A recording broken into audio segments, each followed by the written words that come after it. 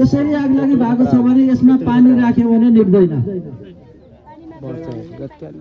निप्दैन है। यसले झन् ठुलो रूप लिन सक्छ। अब यसलाई विपरीत दिशातिर जानुस्, त्यसपछि एउटा छोरी ढप्पनले बिस्तारै छोडिदिनुस्। हजुर, पेट्रोल पम्पको आगो निभाउने विधि भनेको कि त हामीसँग फर्म हुनु पर्यो, यदि सम्भव भएसम्म फायर ब्ल्याङ्केटको माध्यमबाट छोपेर लागेको आगो निभाउन सकिन्छ। पेट्रोल पम्पमा त ठुलै भएर कहिलेकाहीँ हामी घरमा स्टोर गरेर हुन्छ नि त, त्यस्तो खण्डमा प्रयोग गर्ने भन्न खोजेको तपाईँलाई।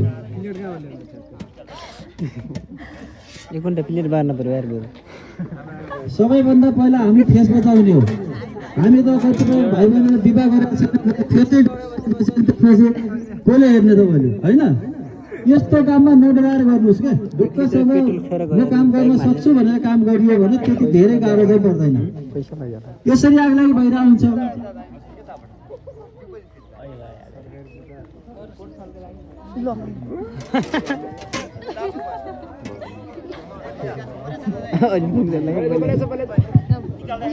निकाल्दाखेरि आफूतिर हल्का तान्नुहोस्, फेस बचाउनुहोस् अनि निकाल्नुहोस्, निभिहाल्छ।